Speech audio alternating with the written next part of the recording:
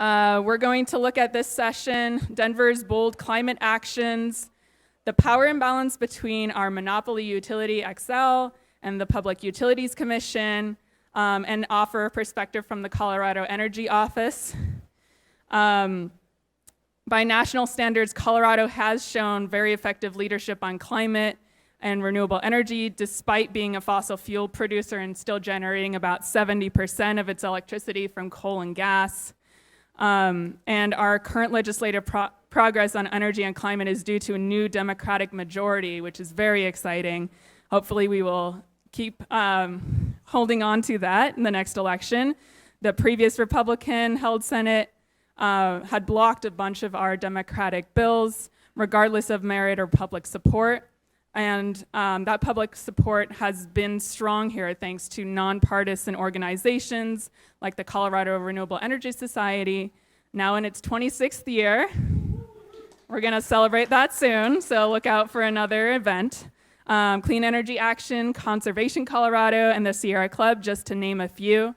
And it's also rooted in the exceptional research expertise provided by national labs and institutions such as NREL, NOAA, NCAR, collaborating universities, as well as thriving think tanks like RMI, SWEEP, and Western Resource Advocates. Our next presenter is Alyssa Russell. She is the Energy Policy Advisor for Denver's Office of Climate Action, Sustainability, and Resiliency, also called CASR. Yes, give it up. CASR was created in 2020 to manage the city's ambitious climate action goals and promote policies and programs that strengthen Denver's economic vitality. Alyssa advocates for issues surrounding renewable electricity and grid decarbonization before the PUC, the Public Utilities Commission, and leads Denver's Energy Future Collaboration Renewables and Resilience Working Group with XL Energy. So everyone give it up for Alyssa.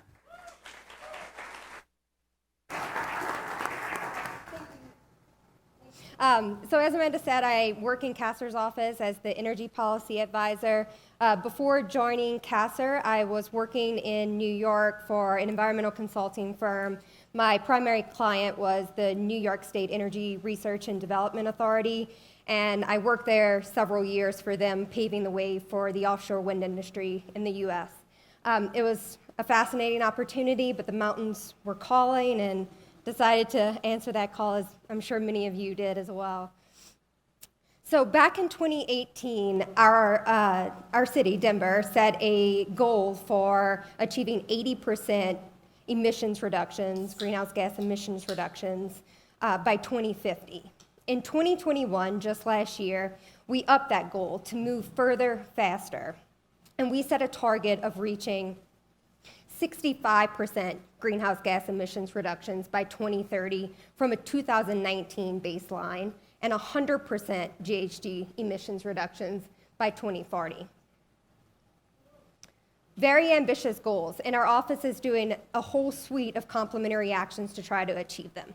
But in all the actions that we take to address the climate crisis, we have to balance two priorities. So one, that is to decarbonize Denver's energy use and supply as quickly as possible, and two, to maximize investments in Denver's under-resourced and vulnerable populations. None of this would be possible without Denver residents. So in 2020, Denver voters approved the Climate Protection Fund, ballot measure 2A, and within that fund, it established a 2.5% sales tax that produces roughly $40 million annually for Denver to work towards decarbonization efforts, resiliency efforts, and making sure that our communities are really equipped to address a changing climate. So the ordinance also states that we must invest 50% of funds towards community-wide initiatives that have a strong focus on equity. The ordinance allows 6 uses for our funding. So workforce, job creation for local communities, especially underserved, so that they're receiving training to transition into clean energy technology jobs. Renewables, so solar, battery storage, climate justice at the community level, adaptation and resiliency, transportation, whether that's through walking, biking, electric vehicles or e-bikes, and buildings. So quickly decarbonizing our buildings, also reducing utility bills. And that all brings me to where we stand today. So our office was established in 2020. We've been working very quickly and very aggressively to try to meet some goals. We're on a pretty good trajectory. We have a community-wide goal of 100% renewable electricity by 2030, but Xcel is our monopoly utility, and we recognize that Denver can't physically be powered by 100% renewable electricity until our grid is 100% carbon-free. So our strategy to bridge that gap is to focus on distributed energy resources and to invest in utility subscriptions that create additive renewables to the grid. As you can see here, by the time we reach 2030, Xcel's system, based on the plans that they have in place right now, will have gotten us about 80% of the way there. We'll have to bridge that remaining 15 to 20%. So I'm going to step back for a moment because that was very specific to our renewable energy goals. I want to just point out that that work we're doing in CASR is part of a much larger effort and contains a complementary suite of actions that can be grouped into these three buckets. So high impact carbon reduction strategies, that's where we're looking at energy and renewables. We're also looking at buildings and transportation there, but we also have a focus on natural resources where we're creating programs that invest in environmental stewardship and reduce waste.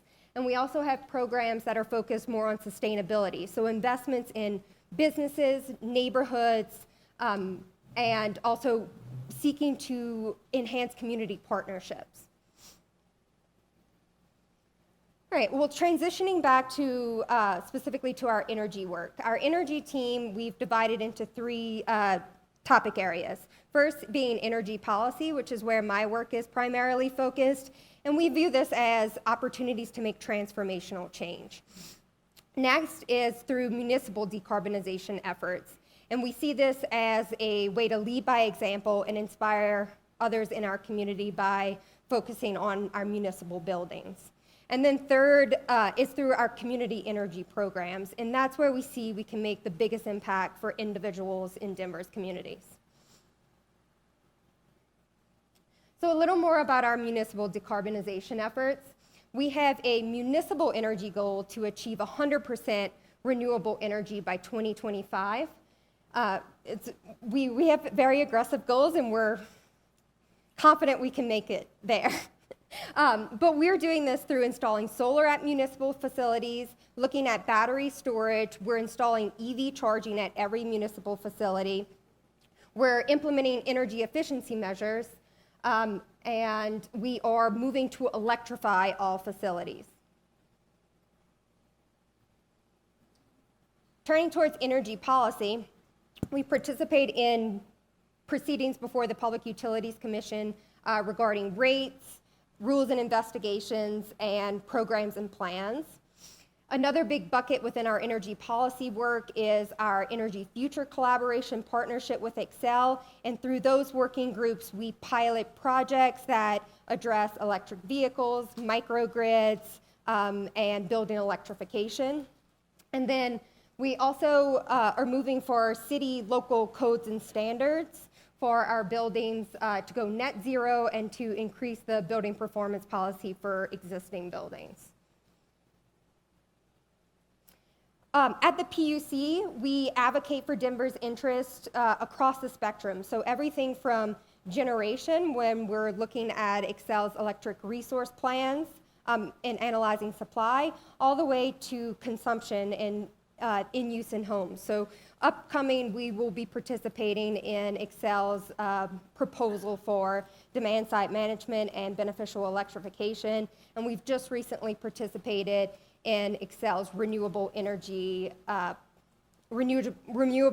program plan, which through that proceeding, we advocated that we want to see more dollars, more effort focused on building out firm, dispatchable, carbon-free resources to support the evolving grid of the future that is going to need that to replace natural gas peaker plants in the presence of growing penetration of variable renewable energy.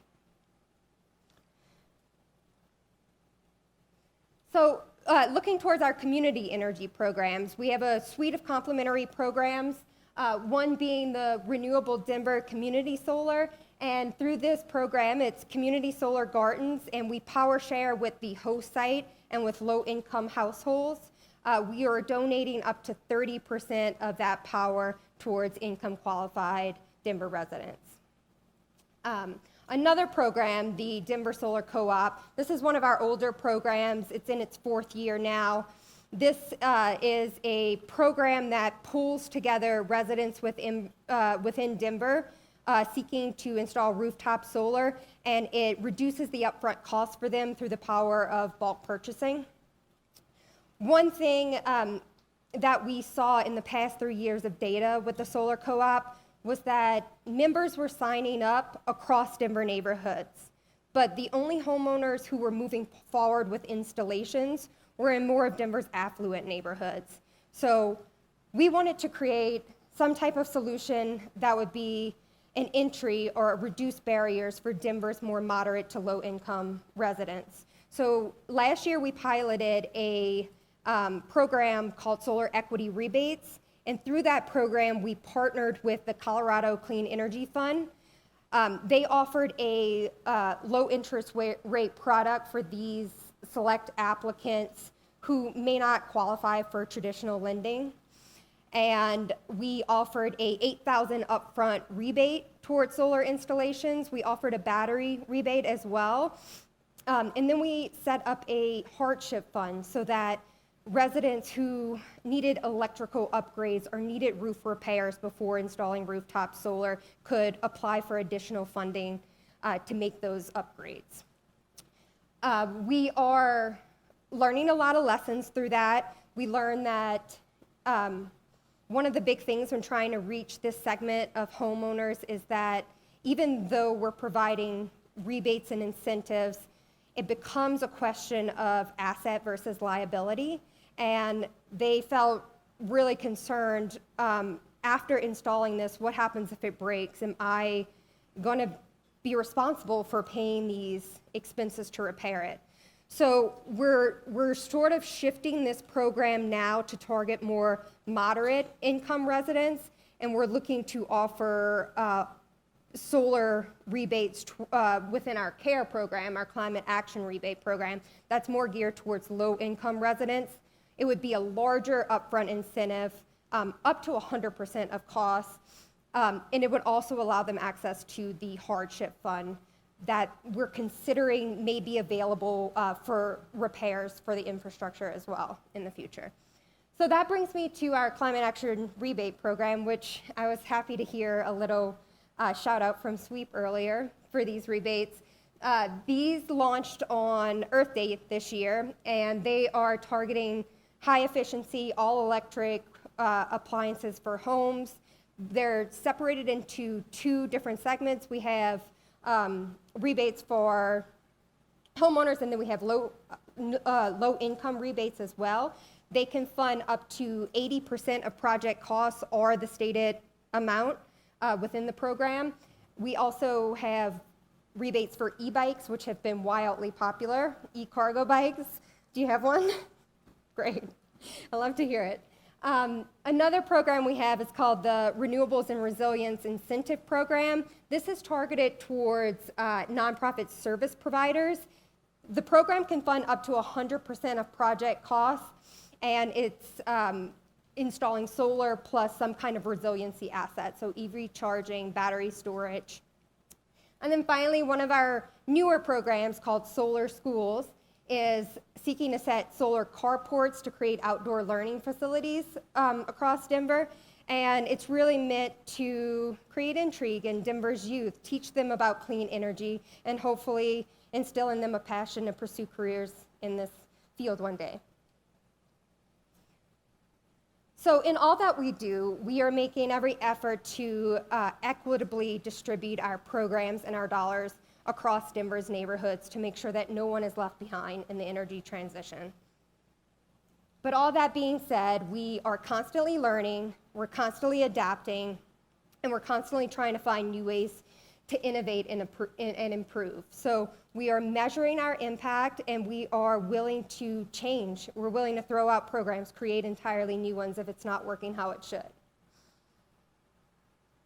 All right, well, that is my presentation. Thank you so much.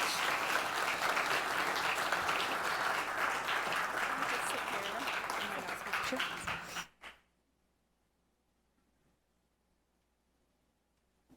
Thank you so much, Alyssa.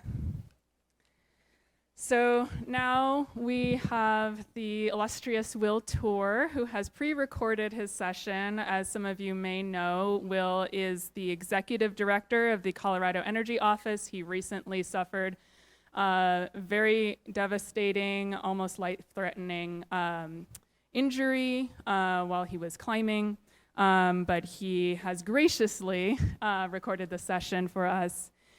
He used to direct the transportation program at the Southwest Energy Efficiency Project, was a member of the Colorado Air Quality Control Commission, or AQCC, and he served as Boulder County Commissioner and Mayor of Boulder, and also served on the board of Denver Regional Council of Governments, including as board chair.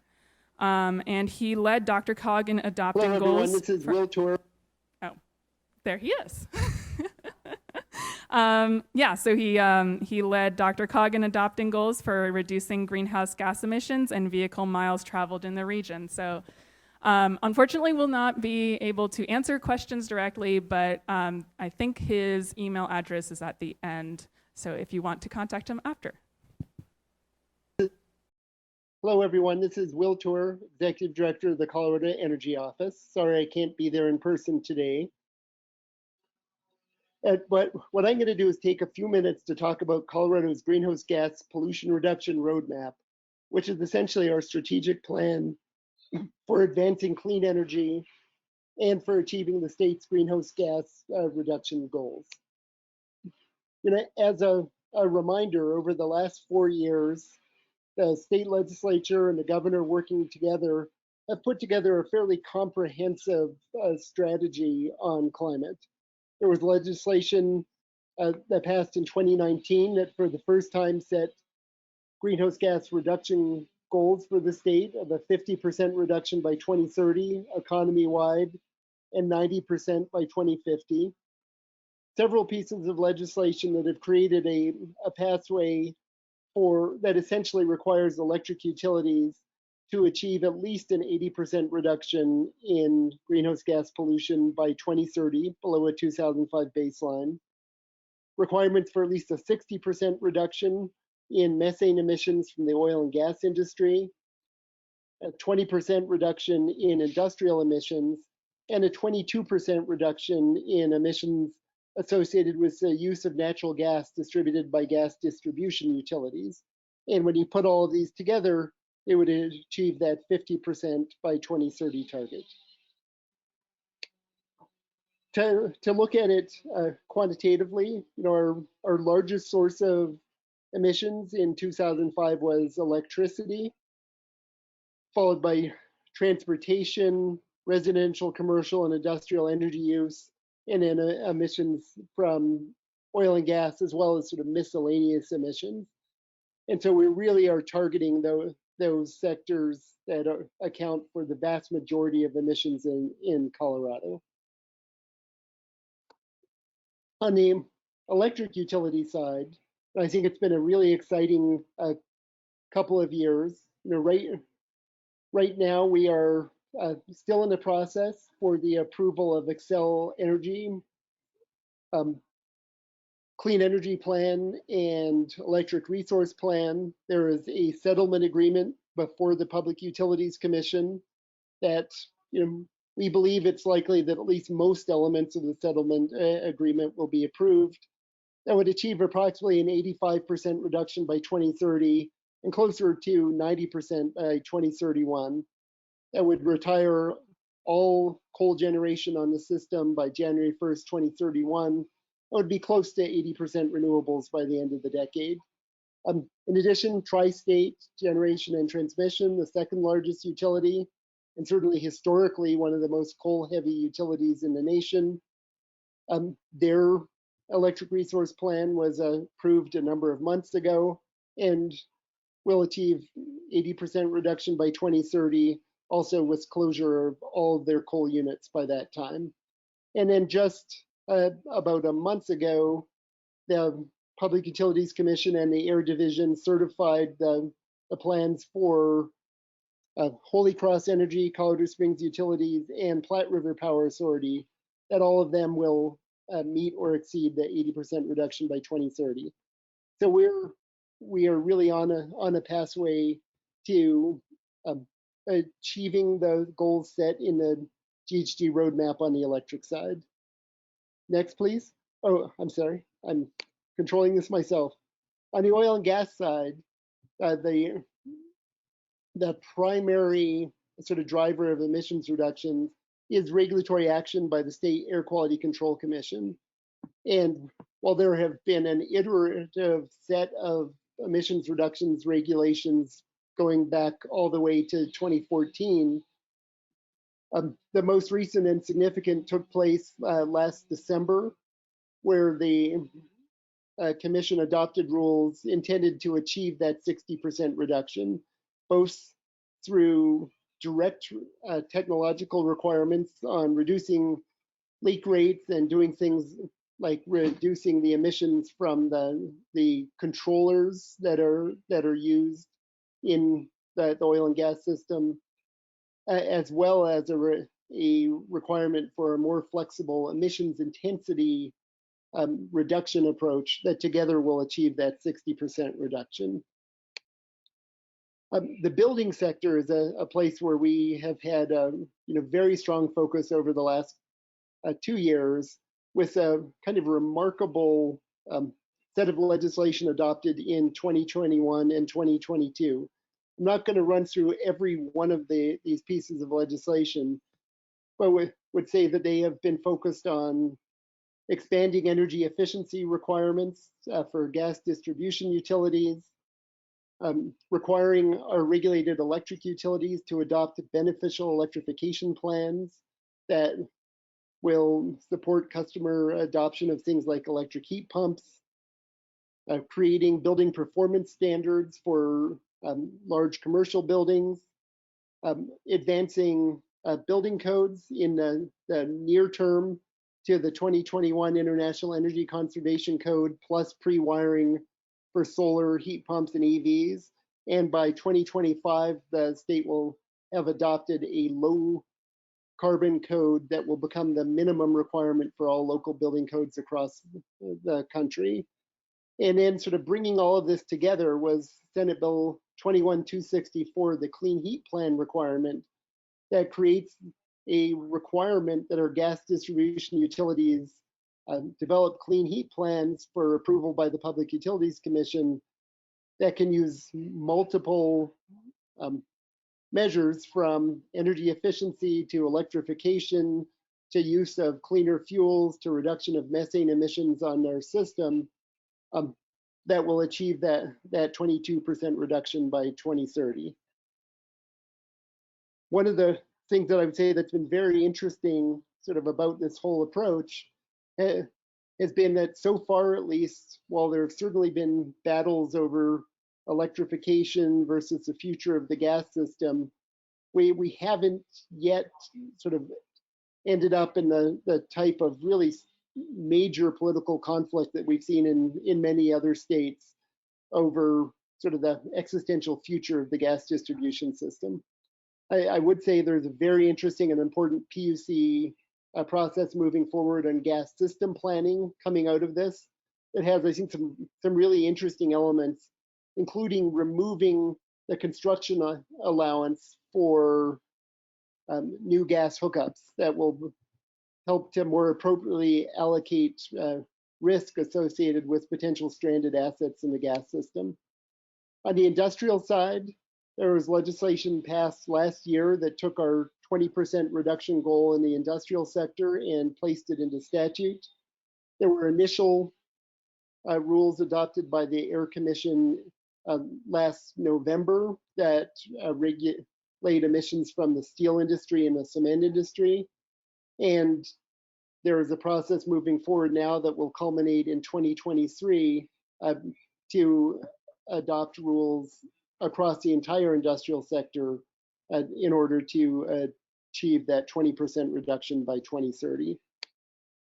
On the transportation front, transportation, as the emissions from electricity has gone down, transportation is now the single largest source of emissions in the state.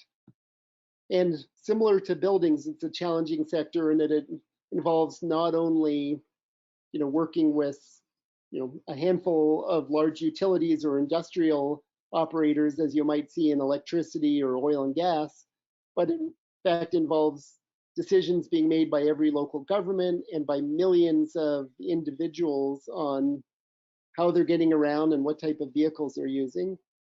So it really requires a lot of different strategies. A very major focus is on electrification of transportation. We've adopted the low emission and zero emission vehicle standards. Senate Bill 260 in 2021 created really substantial public funding for both EV infrastructure and fleet transition. We'll have close to $750 million from Senate Bill 260 over the next decade to invest in infrastructure and supporting fleet transition. Later this year, we'll begin a rulemaking process for the Advanced Clean Truck Standard, which essentially requires over time new truck sales to have a higher and higher percentage of those sales must be zero emission vehicles, essentially either electric trucks or hydrogen fuel cell trucks. And at the end of last year, our state transportation department adopted a greenhouse gas pollution standard for transportation plans, really a first in the nation rule that effectively requires transportation planners to meet greenhouse gas budgets that are set in alignment with the state's greenhouse gas goals. Just a couple more things that I would speak to. One was a legislative session that just ended in this last May.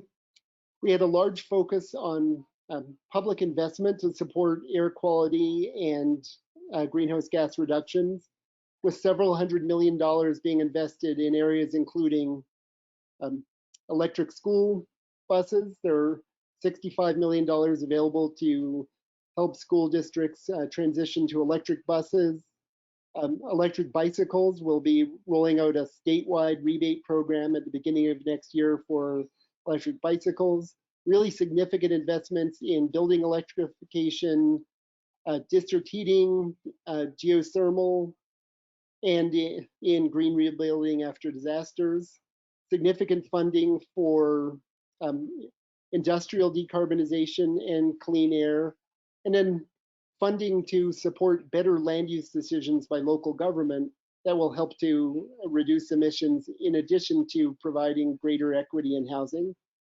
And then certainly a very important bill this year was the Advanced Energy Code bill that I already mentioned. Would also say there's a lot happening right now in sort of the programmatic and regulatory world. On the EV investment side, there are the transportation electrification enterprises that were created by Senate Bill 260.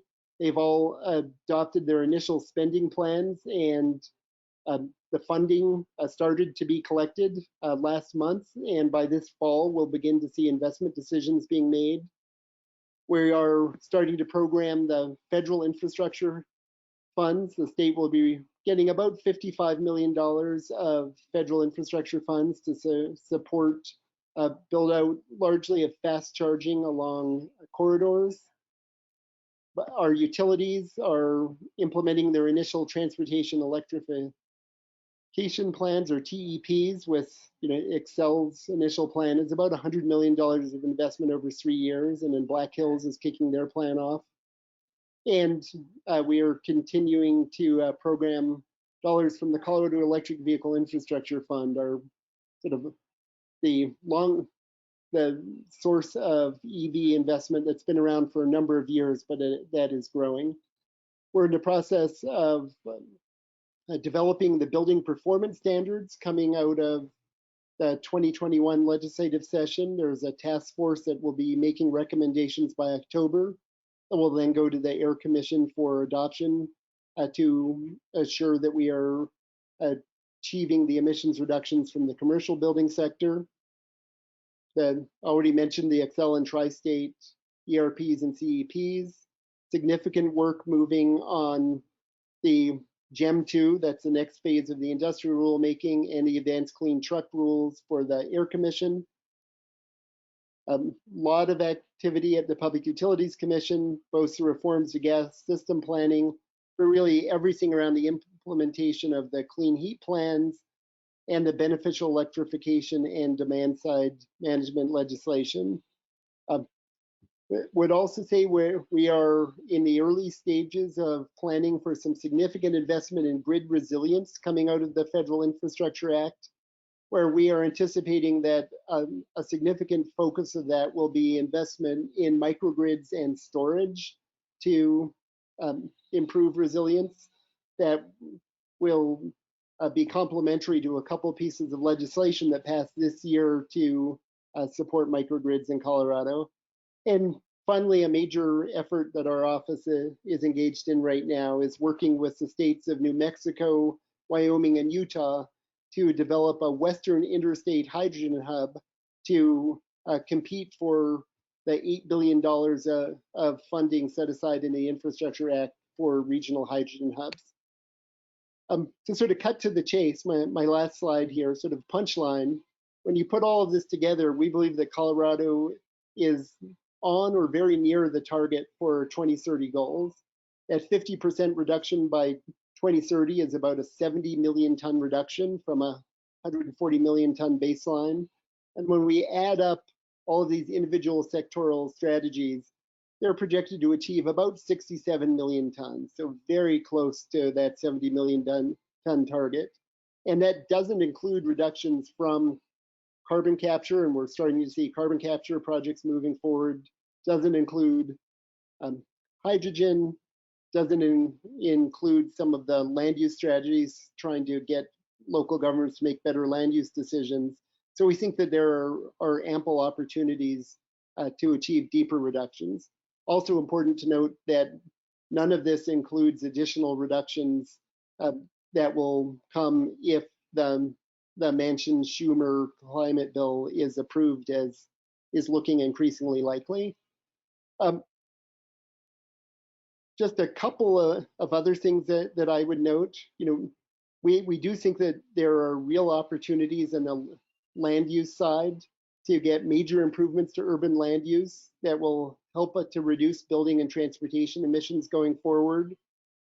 We think that there's some really important work we need to do over the next couple of years to start understanding more about the post-2030 electricity landscape and what's the appropriate strategy for achieving that last 10 to 15% of reductions from the electricity sector, looking at everything from long duration storage to firm zero carbon generation, and to understand what technologies will be important and what policies we need in place to support those.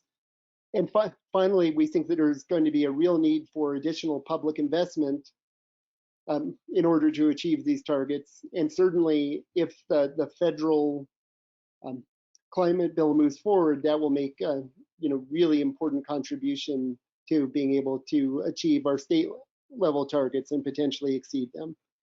And with that, I'm going to wrap up again with a sort of quick overview of the work that the Energy Office and other agencies have been doing to advance clean energy and climate action in Colorado. Thank you.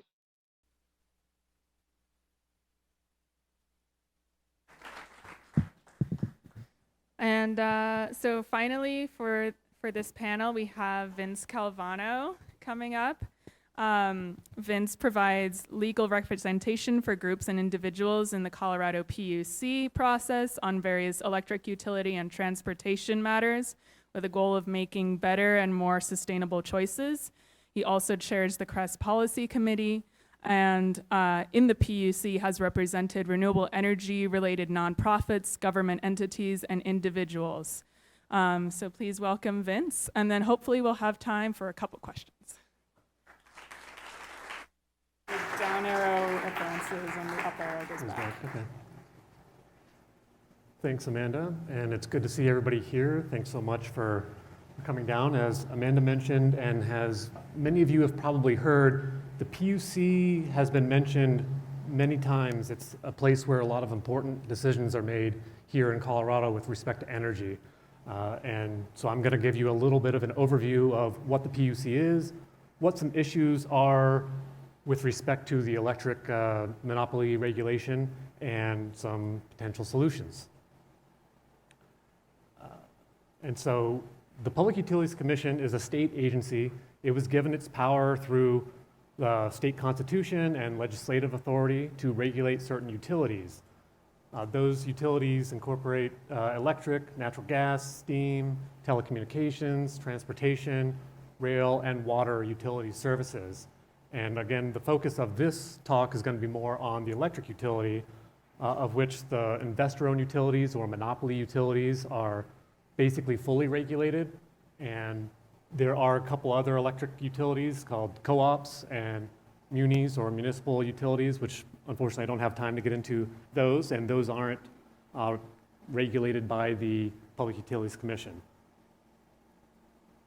And so the PUC consists of 3 commissioners, a director, and staff. And there are a lot of staff that work at the PUC, and they can be engineers, economists, they can work in finance, can be support staff or management, as well as legal support. There are administrative law judges that also work to help out the commissioners and the commission adjudicating all the different proceedings that come before them. And these are the 3 current commissioners. They are appointed by the governor and confirmed by the state senate, and they serve 4-year terms. Right now the chairman is Eric Blank, and there's John Gavin and Megan Gilman are his 2 other commissioners. And the mission of the PUC is to serve the public interest by effectively regulating utilities and facilities so that the people of Colorado receive safe, reliable, and reasonably priced services consistent with the economic, environmental, and social values of our state. So it's a pretty bold mission, and something that, as you'll find out, is somewhat difficult to balance. And there are many different types of things that happen throughout the PUC for all the different types of utilities. But as far as electric utilities especially, there are, or not even just electric utilities, but there are rulemakings. As you saw in the previous Will Toor's presentation, there are a lot of different bills that get passed. Oftentimes that leads to different rulemakings for the different types of rules before the PUC. There are electric utility rules, there are a separate set of rules for gas utilities, there are telecommunication rules, rail, and transportation. And the main focus for this talk is going to be on adjudicatory proceedings, which are basically like trials or cases, dockets, proceedings before the Public Utilities Commission, where you have either an administrative law judge or the 3 commissioners presiding over a matter. But I do want to just briefly mention the other couple of proceedings. There are declaratory proceedings where you can have some group or utility where there's a question of either law or implementation of the rules. You can ask the commission to declare something, basically, how does this work if there's some type of question. And then there's also investigatory proceedings, one of which is an investigation on community choice energy, which I'll get into later. They have all sorts of different investigatory proceedings and miscellaneous ones to where they just kind of archive different information that they gather. There are many different types of those as well. But again, we're going to focus on the adjudicatory proceedings, and that is where you have, say Xcel Energy has to get an approval of their electric resource plan. There are also many other types of approvals and cases that go before the PUC, and those could be rate cases. Oftentimes for both electric resource plans and rate cases, there are 2 phases. Most types of plans or applications are just 1 phase, but those are kind of bigger proceedings that are broken down even further. And then There are also demand-side management plans, renewable compliance plans, there's transmission planning, there's certificates of public convenience and necessity when the utility is going to try to get the final approval to install some piece of equipment, for example. And so now we're going down to for example, an electric resource plan. And this type of proceeding can take 6 to 7 months from the day the utility files its application to the day you get a final written decision or the appeals are finally done from the commission. And so, like I said, it starts with the investor-owned utility, say Xcel Energy, filing an application for approval of its electric resource plan. And then they also file hundreds of pages of what's called direct testimony. And so they have all these employees that work for them, and a lot of times, based on the number of approvals they need in the plan, they have to have experts or people that will back those plans and say to the commission, this is why you should approve our plan, here's all our data, all of our background as to why this type of planning makes sense. And so the PUC will take that application, they will notify everybody that it's complete, and that starts a 30-day intervention period. And this gives all interested parties that opportunity to become involved. And there are two different types of interveners. There are interveners by right and permissive interveners. Interveners by right are the groups like Will Toor runs the Colorado Energy Office. Basically, they have the statutory right to be able to be involved in any of these and all of these types of proceedings. And so they just tell the commission, hey, we're going to be involved. They're basically expected to be involved. The other one's the UCA is the Utility Consumer Advocate, used to be known as the Office of Consumer Counsel. There's also the staff of the PUC. There is a distinction between the commissioners that preside over the proceeding and their legal staff. There is kind of a wall between them and the staff that works on the case. They're not allowed to talk to each other, of course, because there is a staff that actually works on the utilities plan and develops their own ideas and their own testimony, so they are separate.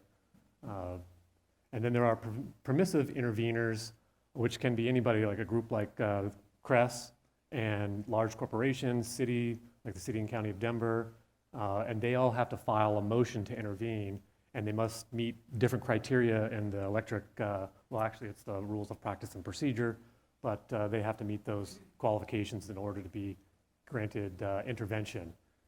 And if you do meet those criteria, then you get the opportunity to enter into what you can consider the answer testimony phase, which this whole phase can take about a month. And that's when you read all that direct testimony and the application that the utility filed, and you get the opportunity to ask all of those different employees of the utility that sponsored testimony. You can get your experts for your group that got permission to intervene to answer discovery or to ask discovery questions, and the utility has to answer them. Could be about anything. You can kind of answer or ask as many rounds of questions as you want, as long as you get them in while this answer testimony phase is going on. And so at the end of that answer testimony phase, you develop answer testimony through your own witness that answers the direct testimony in the application of the utility, and you're trying to convince the commission why you think either you agree with the utility, why their plan makes sense, or why you should listen to your own experts as to why their utility's plan should be altered in a way that makes more sense. And then you go into an answer or cross-answer or rebuttal phase, and that's similar to the answer testimony phase, where interveners can develop cross-answer testimony where you basically answer or respond to what other interveners might have said in their answer testimony. The utility also gets the opportunity to answer that testimony, and that's just called rebuttal. It's basically the same thing, though.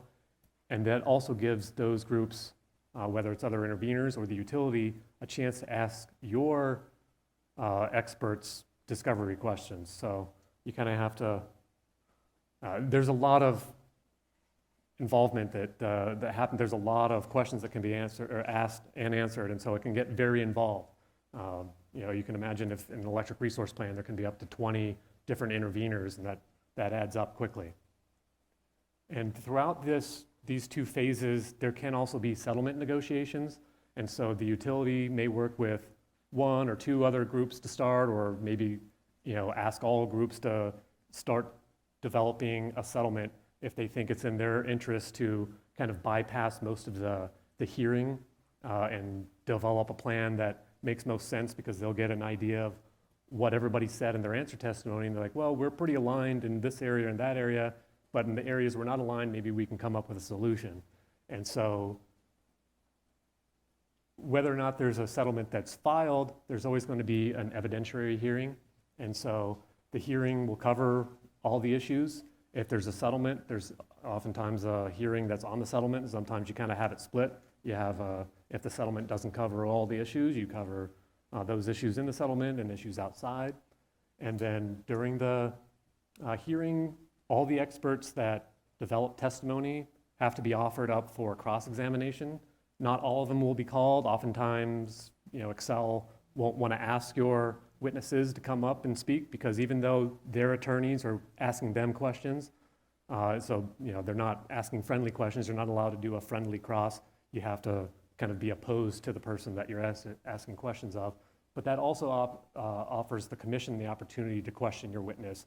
And that could lead a group like CRES to get their experts up there and kind of explain their situation. So in any case, that's part of what happens at the hearing. Also, all that written testimony, the answer, cross-answer, direct testimony, becomes part of what's called the record that the commissioners will use to base their decision off of. And at the end of the hearing, a few weeks later, there will be a post-hearing statement of position, which is basically like a final brief, if you will. It's your last chance to kind of use all that evidence that was brought on the record, everything that's been brought before, all the different testimonies, all the discovery that was entered as testimony or came through to make your case. And so, yeah, again, they're similar to final briefs. And then eventually, as the commission deliberates week to week on all different aspects of the things that come before them, sometimes they also, because the case is bigger, they will convene a separate deliberation process from their normal weekly 9 a.m. Wednesday. If you are bored and want to go online, you can listen into any commission deliberation. So they're all available to the public. And eventually there will be a written decision, or if an ALJ is presiding over, an administrative law judge presiding over the case, he will or she will issue a recommended decision. And then there are appeals. There can be exceptions to the recommended decision or applications for rehearing, re-argument, or reconsideration. There are rules, of course, that pertain to that, but that's typical to see some of that happen depending on the case. And then eventually there's a final decision on those either exceptions or applications or RRR. 1 minute. Okay. Well, I'll try to then briefly cover a few issues and a few solutions. And so the issue that a group like CRES has is that the utility has a lot of power. They have all the manpower, they have all the experts, and they have the financial backing. And so it's very easy for them to put forth their application, and it's very hard for a group like CRES to try to sway the commissioners with the limited resources that we have. And so the PUC does have to balance that utilities plan with input from all the other participants, and it's hard to balance those economic, environmental, and social values. And we're just now starting to try to move the different metrics within that proceeding, the environmental and social costs through discount rates and things like that, changing all those different types of metrics, adding in the social cost of carbon to all these calculations, all the modeling and all that. So, CRES is working on changing those metrics through this electric resource planning and demand-side management planning. And so, the issue is not that there's corruption with the PUC, but that there are, again, the investor-owned monopoly utility has profit as its first motivator. Its emissions reductions or other issues are always last, so you're trying to change this system that's governed by a corporate utility. And obviously the regulatory system is operating within that utility's world. They're the one that comes up with that plan, and you're just trying to alter it. And so as you can see, it's a tough ask. And so there are many solutions. They start with us. We have to demand more sustainable, reliable, and cost-efficient energy. There's utility reform comes in many options, which I'll cover here in just a second. There's competition. You can enable that for generation resources or for transmission, and you want to allow the market to set the price for whether it's generation or allow access to transmission. Again, you can change the modeling inputs. Like I mentioned the social cost of methane, the social cost of carbon, discount rate. Unfortunately, I don't have time to get into all that and all the different metrics, but the idea is to kind of make it a more fair and even playing field. There's performance-based regulation where you require the utility to focus on performance and not just spending money. It's a simple concept, but it's difficult to implement properly. And then you can implement more choice to customers through either allowing utilities to allowing communities to revoke franchise agreements or allowing community choice energy. Both of those, of course, would require a whole lot of sweeping change in legislation and regulatory world. Again, there's the number 22I0027E is the study for community choice energy here at the PUC. And lastly, but maybe not least, is potentially converting to a municipal utility.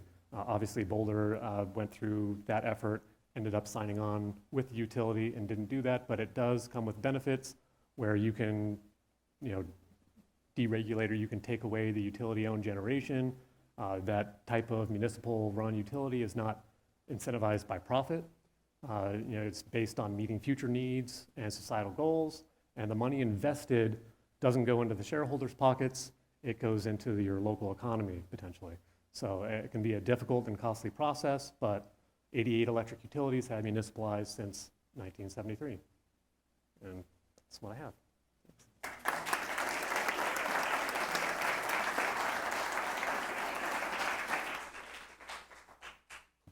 So since we started a couple minutes late, just want to ask Martin if we can cut a couple minutes into the 10-minute break. Okay, great. I just have a couple questions. Obviously, Will is not here, unfortunately, but we wish him well. I just wanted to ask first, Vince, why do you think intervening in the PUC is so important for those entities that are not given that immediate intervention status? And what input do you see that non-government groups provide that are really important? Yeah, so that's a great question, and I probably should have touched on that more, but all these different groups have different interests than the utility. They are looking out for renewable energy and energy efficiency and trying to promote that because they see the value in that, whereas a utility may not promote those values as well as a group like CRES would. And so it's very important to see all the different groups, and you get kind of more power the more groups that are kind of saying that same thing, whether it's the Colorado Energy Office, whether it's groups like Western Resource Advocates and CRES, when they all kind of join together and kind of oppose what the utilities plan is in some ways, that gets the commission's attention, and they're more apt or likely to kind of rule in the favor of all these other groups that are saying the same thing together. And what was the second part? I think you mostly answered it, but this question I think is for both of you. Just wanted to know what you think is more important / more urgent for energy professionals and advocates to pay attention to. Is it legislation or is it regulation? And how do they interplay with each other? Well, I'm not sure which one is most important. Maybe I would say legislation, because the PUC is guided by the legislation and all the regulation flows from that. So. Hi, Michael. Can you hear me? I can. Oh, good. The session is still going on. They ran over. Yeah, I'm listening to Fortunately, we have some on the live stream. feedback. And the next question is whether we can feed this into the system. Yes. We know we have live stream viewers, so let's give a shout out to them. Okay, sorry. Alyssa, do you have any input on that? I also have some questions for you about Denver and city policies. But yeah, absolutely. I would say I I agree with Vince. I think legislation is an important first place to focus since it's going to drive a lot of the regulation we see at the PUC. Yeah, so I was also wondering, Muted. what are the most valuable lessons that people in other cities or towns other than Denver can learn from what Denver's leadership is on climate, and what are the most impactful ways you've seen people engage with the city? Yeah, I would say one of our, biggest things that we make as a recommendation to other Yes, I can, towns Mark. and cities is really none of our work would be possible you hear me? without the Climate Protection Fund. And we would be competing for funds, spending the majority of our time applying for grants. But because we have this steady stream coming from a sales tax, we're able to move more aggressively, more quickly. It's pretty unique. I think there's one other city in the whole U.S. that has a similar fund. I think Boulder's actually trying to move to do something similar as well. Could you remind me of the second part of your question there? Just what are the most impactful ways that energy professionals or advocates have interacted with the city? Well, I think our community engagement is far-reaching, and one of the most impactful things we've done is set up the Sustainability Advisory Committee, and that spans, I think, 7 different topic areas. It's groups of individuals, residents across Denver who are professionals in their field and have really close connections within their communities, and they serve as an advisory board for us. So they make recommendations on our plans and programs, but they're also really active boots on the ground in our communities to enact and implement the work that we're doing. Awesome. I think we are over, but maybe if we want one more question from the audience. Oh, we have one from the from the cameraman. I think we should give him, thanks. Vince, could you talk a little bit about the municipalization process that they attempted in Pueblo? I think a lot of people here are familiar with what happened in Boulder, but there was a very different scenario in Pueblo. Yeah, I don't know a lot of the details, but I know generally what happened there. I mean, there was a study done by a lot of Pueblo residents to try to figure out how to get out of what they considered kind of higher and almost predatory rates from their electric utility at Black Hills there. And they formed a group to try to figure out how to get off their franchise agreement and municipalize. And when it came time for the voting, I know that they were outspent probably, I don't know, 1,000 to 1 or something like that by the utility. And unfortunately, it didn't pass. But I don't know the details of what went into the planning and all the voting. But I just know that they weren't, the people that were looking into municipalize weren't able to get terribly far with it. Okay, so I think we're going to leave all the questions for if you want to come up and ask the ask our presenters. But if we could give a big round of applause for them.